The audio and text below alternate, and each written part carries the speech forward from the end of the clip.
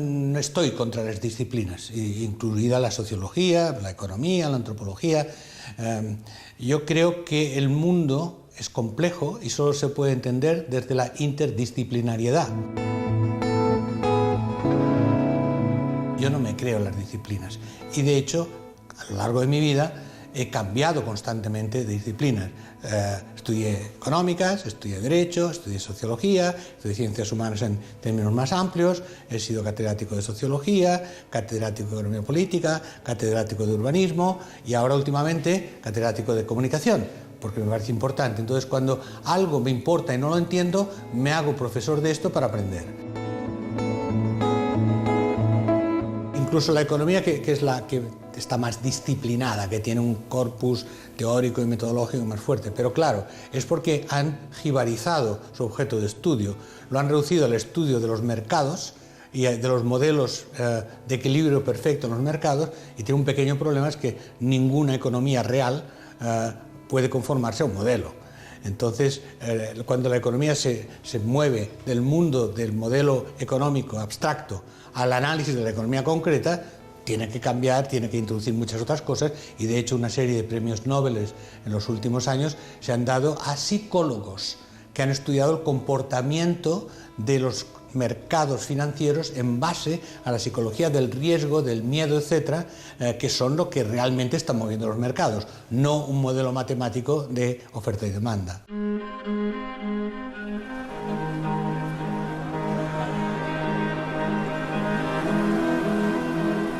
Toda explicación o incluso todo análisis tiene que partir de datos y de observación. Hay todo un trabajo de construcción intelectual, de observación, de metodología de análisis y de reconstrucción intelectual con un discurso que tenga sentido, que no sea solo un discurso, sino un discurso que dé sentido a una realidad observada. Porque la verdad, discursos brillantes es fácil hacerlos. El problema es que tiene alguna relación con la realidad que queremos analizar y estudiar.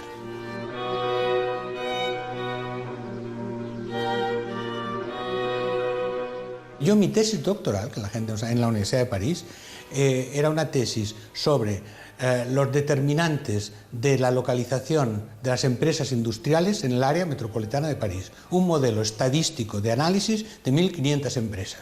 Más concreto, más empírico, más estadístico no hay. Lo encontré muy aburrido y entonces decidí construir mi investigación explorando lo que podía ser el campo de la sociología urbana. Encontré que la mayor parte de cosas que había en sociología urbana no trataban los problemas que a mí me interesaban, que eran los problemas de poder. Y ahí construí lo que luego, junto con Lefebvre y muy poca gente más en París en ese momento, David Harvey en Inglaterra, se llamó la nueva sociología urbana. Era sobre todo una sociología en que el poder y no solo las formas espaciales eran centrales. Entonces, yo diría que mi evolución no ha sido ir de lo teórico a lo empírico, siempre he sido empírico.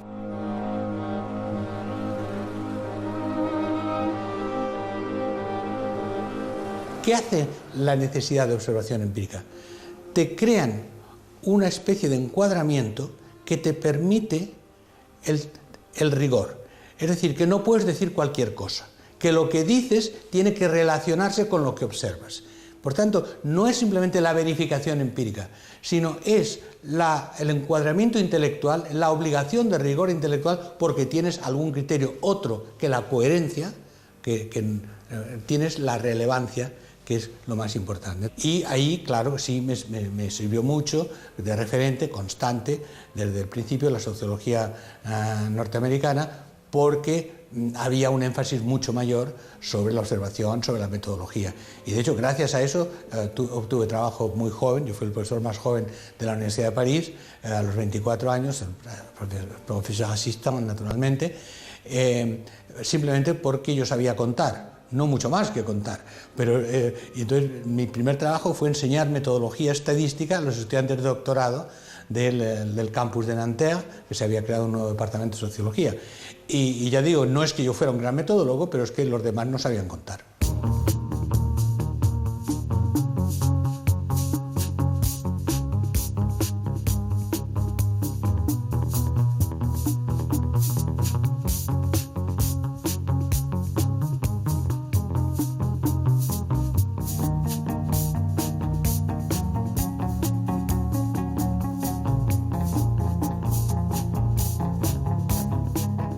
Yo creo que el término sociedades de la información y el conocimiento es un término intelectualmente erróneo.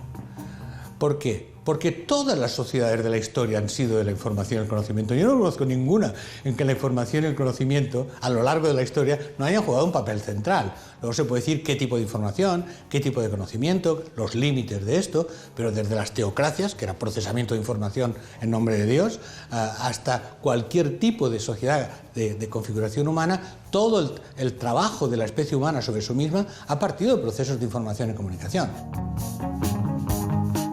Yo digo informacional para decir una cosa muy sencilla, que es la utilización de un nuevo sistema tecnológico basado en las tecnologías de información y comunicación de base microelectrónica y de comunicación a través de redes digitales. Eso es informacional.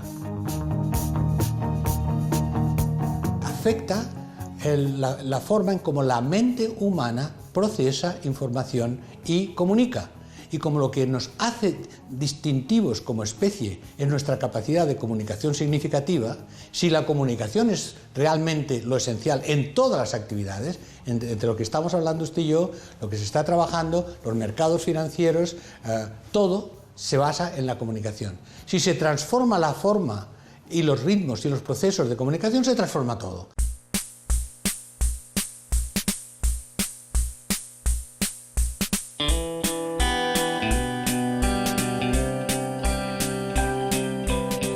Manuel es una persona muy rigurosa, pero es muy riguroso también consigo mismo, con lo cual es perfectamente comprensible que sea riguroso con los demás y con su trabajo y con el día a día, desde a efectos de la gestión propia del instituto, sino también cuando hablamos de investigación, muy riguroso sobre todo en temas de metodología, cuando publicamos algún informe, cuando publicamos algún estudio, siempre muy riguroso, muy meticuloso.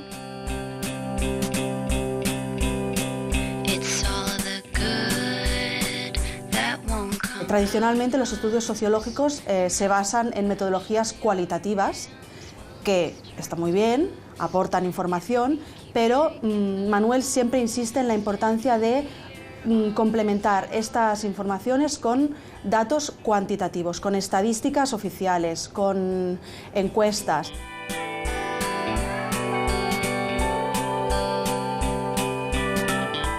En un contexto en que muchas veces las investigaciones sobre usos de Internet son puramente cualitativas, que aportan tendencias de lo que la gente hace, pero son tendencias, él siempre insiste en la necesidad de aportar este rigor metodológico en la línea de, bueno, pues de que quede un corpus teórico, un corpus de datos que luego permitan también servir a otras investigaciones posteriores. Entonces yo creo que esto indudablemente es porque él pues, ha estado mucho tiempo viviendo en Estados Unidos, está muy familiarizado con la metodología que allí se utiliza y es un aire fresco que llega en ese sentido a la UOC. Cuando él vuelve de Berkeley para iniciar el proyecto Internet Cataluña, pues es como si abriéramos una ventana y entrara aire fresco en ese sentido, porque no había ningún estudio riguroso, cuantitativo, científico sobre qué es lo que el contexto de la sociedad catalana y en España. No había nada hasta que él se incorpora a la UOC.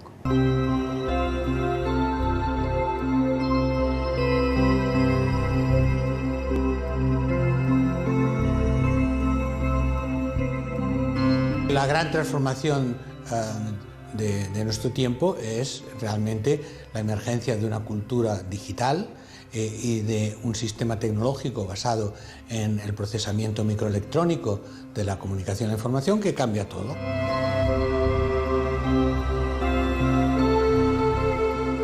Acompañar esto, para mí, siempre ha sido un proyecto central. Y en esto sí que ayudó mi llegada a Berkeley en el año 79, en el momento en que ya estaba consolidándose en Silicon Valley, que está más o menos al lado, la revolución electrónica, informática.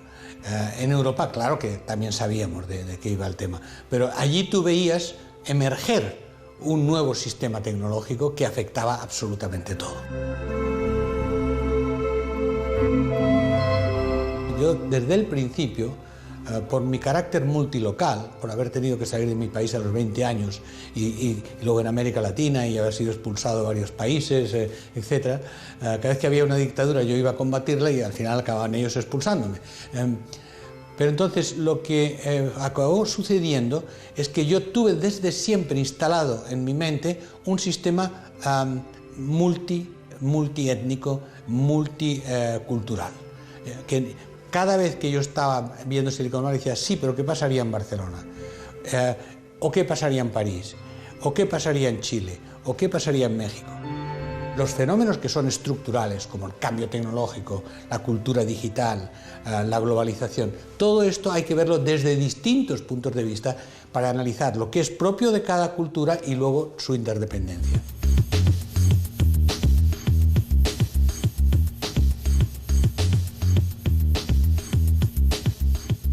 Hay un estudiante mío de la Annenberg School of Communication que acaba de publicar en la revista Science la primera estimación cuantitativa de cuánta información hay en el mundo y cómo está. Entonces, de ahí sabemos que el 97% de toda la información del planeta está digitalizada. Y si está digitalizada, se puede transmitir por redes digitales y, por tanto, en último término, se puede acceder por redes de ordenadores y por Internet. Bueno, entonces, esto es lo primero. Toda la información está en las redes de Internet.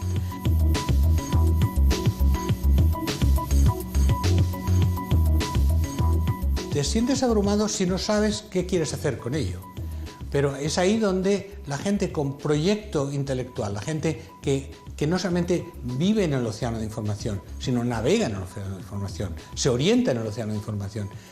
Eso lo que requiere es gente mucho más activa, no consumidores pasivos de información, sino creadores activos de información y de comunicación, es decir, que unos se pidan a los otros. Por ejemplo, lo que hemos estado observando tanto en España como en Estados Unidos en todos los movimientos de ocupación de plazas y de edificios, etc., hay una innovación tecnológica extraordinaria. Se han inventado toda clase de nuevas tecnologías de comunicación. Y no se han sentido abrumados por la información, porque lo que han hecho es han creado formas tecnológicas adaptadas a los procesos de participación y deliberación que ellos querían hacer. Es decir, ¿por qué un movimiento puede funcionar sin estructura organizativa fija? Porque tiene una fuerte interacción virtual y porque constantemente se recrean redes de colaboración, elaboración y codecisión que funcionan como tales. Un cambio tecnológico sin un cambio cultural caotiza la sociedad, pero un cambio tecnológico con un cambio cultural revoluciona la mente y por tanto transforma la sociedad.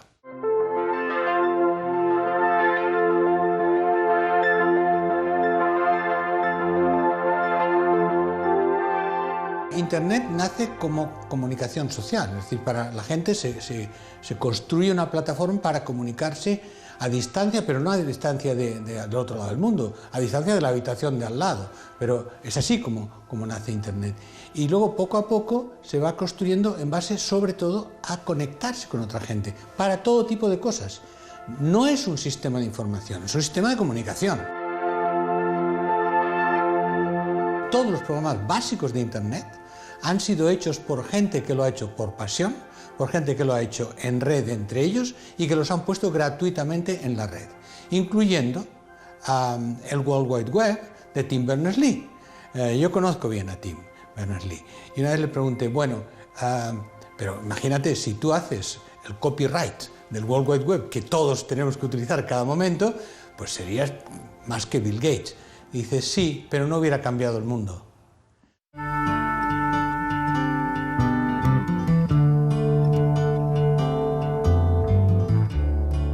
Manuel ha hecho de la sociología el instrumento necesario e imprescindible para entender la sociedad del siglo XXI. La sociología siempre ha servido para entender las sociedades, pero su aproximación interdisciplinaria, o sea, ha abierto la sociología a las otras disciplinas. Ha hecho que la sociología sin las otras disciplinas no fuera un instrumento útil. Yo creo que la abertura de la sociología para entender la sociedad del siglo XXI ha sido la gran aportación de Emmanuel, que tiene mucho que ver con su idea de red, de sociedad red. Podríamos hablar de sociología red.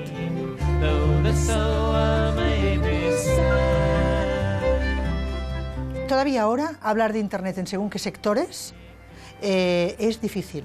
En el proyecto Internet Cataluña dijimos que la divisoria no era económica, que en aquel momento se hablaba de los que tienen acceso a Internet y los que no tienen acceso. Bueno, esto era un factor, pero no era el factor que nosotros veíamos como más importante. Nosotros el factor que vimos como más importante era un factor de fractura generacional. Y esta fractura generacional la vemos todavía ahora. O sea, hay los que ya viven de otra manera y los que todavía están defendiendo un sistema de vida que es del siglo XIX o XX. Castells había investigado mucho sobre este tema, por lo tanto, era un seguro metodológico. O sea, Castells es muy serio y yo muchas veces le digo que demasiado. En temas metodológicos está muy preocupado para que todo sea claro desde el punto de vista metodológico y le dio credibilidad intelectual. O sea, Castells en aquel momento se decía que era el Max Weber del siglo XXI. Y yo creo que demostró que es el Max Weber del siglo XXI, que supo interpretar en el momento adecuado el nuevo tipo de sociedad donde estábamos entrando.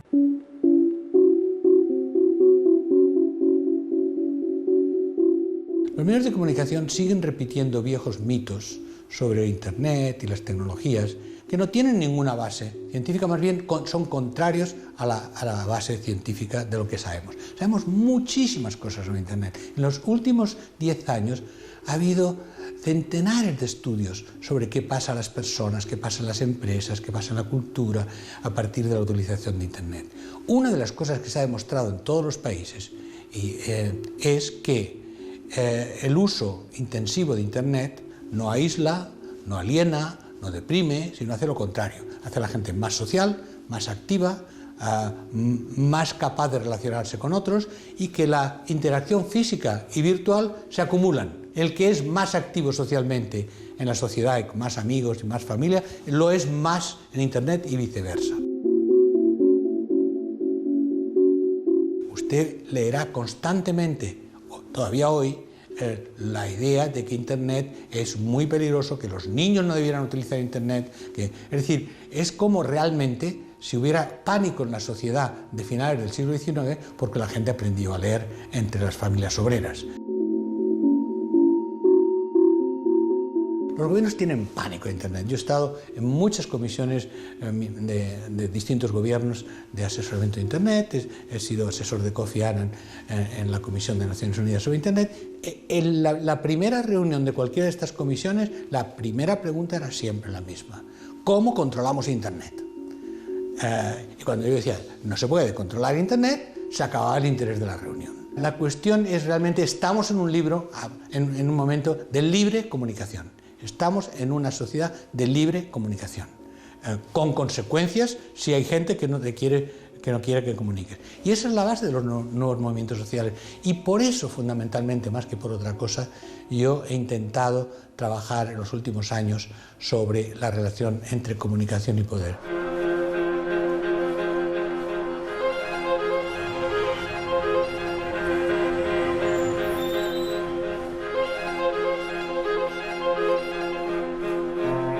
Mi línea argumental, toda mi vida, yo he pasado de un campo urbano, un campo de globalización, un campo tecnológico, un campo de movimientos sociales, ahora comunicación, pero siempre he tratado fundamentalmente el mismo problema, el poder. Porque las relaciones de poder son las relaciones que construyen la sociedad. Porque aquellos que tienen el poder organizan las instituciones de la sociedad en torno a sus valores e intereses. Y los que no están en ese sistema intentan negociar, movilizarse para imponer otro tipo de sistemas de valores e intereses. Y es esas relaciones de poder que son fundacionales en la sociedad y yo las he ido siguiendo en las distintas manifestaciones de esas relaciones. Yo ahí tengo una posición, además empíricamente fundada, de que el poder está en la mente de las personas. Y esto tiene enormes consecuencias prácticas. Bueno, yo lo he intentado incluso ligar, sin tener la menor idea de neurociencia, porque nunca pretendo hablar de lo que no sé, pero sí he conectado las nuevas tendencias que hay en las ciencias políticas y sociales, que es lo que se llama la teoría de la inteligencia afectiva, que muestra cómo las decisiones políticas y sociales dependen de la construcción emocional de nuestras decisiones, con las teorías de neurociencia tipo Damasio, etcétera, que muestran que las emociones, no el cálculo racional, las emociones transformadas en sentimientos determinan el proceso de decisión personal. Bueno, si esto es así, quiere decir que la comunicación emocional está en la base del poder. ¿Y eso qué quiere decir en concreto? Pues que cuando un joven árabe hace un llamamiento por Facebook y se muestra cómo lo están matando, o a él o a sus amigos, etc., y eso impacta la imagen, impacta emocionalmente, eso es mucho más importante que una diatriba ideológica, que una invocación de Alá, etcétera, etcétera.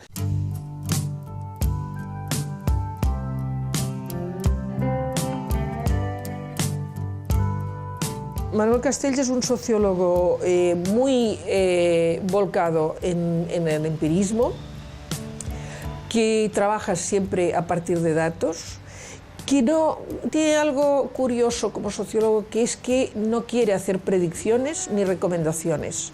Es decir, esto es poco frecuente. A los sociólogos y sociólogas, pues en general entendemos que estudiar la sociedad tiene que servir para poder decir, habría que corregir esto o aquello, esto estaría mejor si se hiciera así.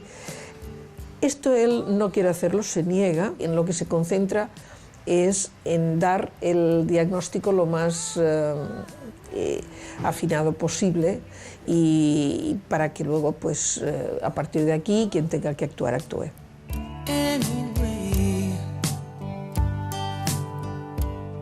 Al final, Manuel, yo creo que es alguien que está más motivado por el cambio social, por la novedad y también, en cierto modo, por conseguir una sociedad en la que la gente sea más libre y en la que haya menos desigualdades, que no por una sociedad más institucionalizada, más estable. Es decir, creo que se da cuenta que justamente el elemento de la mundialización y de la globalización requieren nuevas formas de comunicación. Por eso ha hablado de sociedad-red, y hay, sobre todo, por ejemplo, en su libro sobre poder y comunicación, una crítica muy profunda a cómo desde el capitalismo se está manipulando a los medios de comunicación y utilizándolos para promover un pensamiento neoliberal, conservador, etc. Y entonces, es decir, me parece que la raíz más profunda de su pensamiento es una raíz tal vez libertaria, en cualquier caso volcada a la innovación.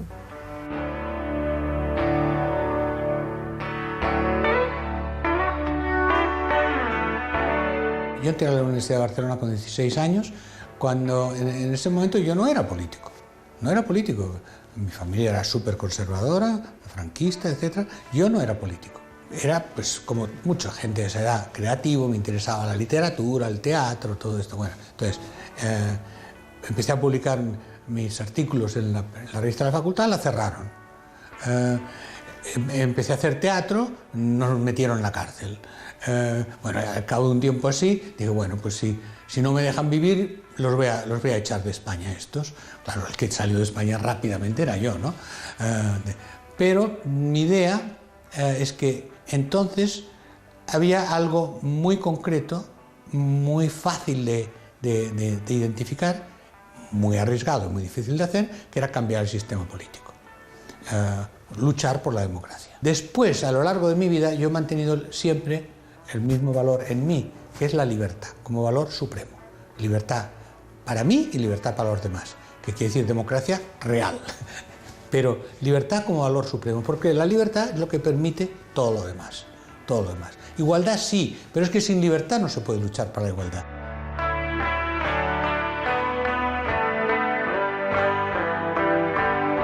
Mis ideales de libertad cambio social, justicia, igualdad para la gente, son los mismos.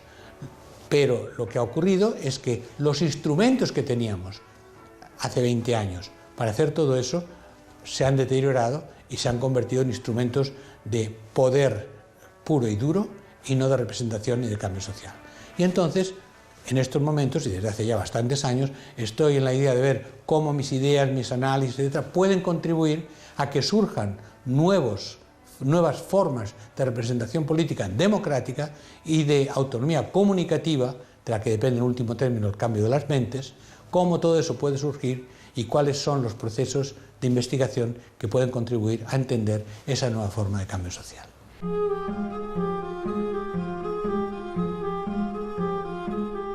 Como en los viejos tiempos de los años 30, de una crisis, y cuanto más catastrófica sea, peor, pueden salir movimientos nacional populistas extremadamente reaccionarios, fundados en la xenofobia, en el racismo y en las posturas antidemocráticas. Y al mismo tiempo y simultáneamente hay la gente que mira hacia el futuro. Hay la gente que intenta construir tipos nuevos de sociedad, que intenta crear nuevos valores. Están surgiendo las dos cosas a la vez.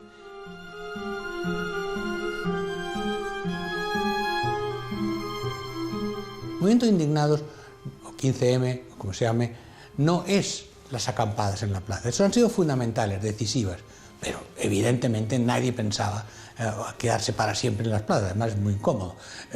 Sino el proceso asambleario es decir que cada lugar de trabajo, cada barrio, cada ámbito social, la gente, además de hacer todo lo que tienen que hacer para sobrevivir, la gente se organice entre ellos en Internet y a nivel espacial y a nivel de la institución o organización donde están, para empezar primero con espíritu crítico, diciendo esto no puede ser así.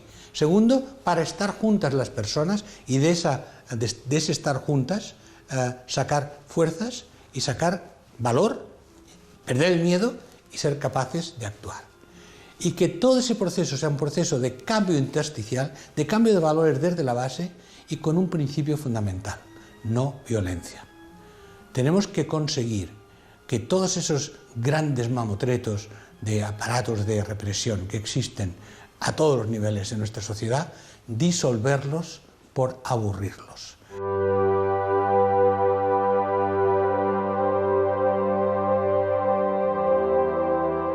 Las utopías no son sueños irrealizables, las utopías son construcciones mentales que hacen que la gente haga ciertas cosas y al intentar ir hacia utopías consiguen cambios sociales que no responden necesariamente al modelo utópico, pero que van en contra del sistema dominante.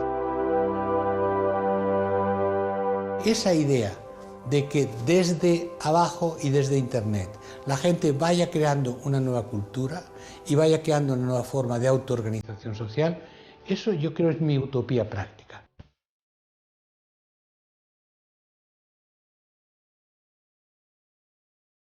El conjunto de la sociedad está cambiando mentalmente, culturalmente, y que eso, en último término, llevará a un cambio también institucional, porque eso es como el agua. Las ideas discurren por donde discurren y no se les puede parar, porque cuando fluyen llegan al conjunto de las vidas de las personas.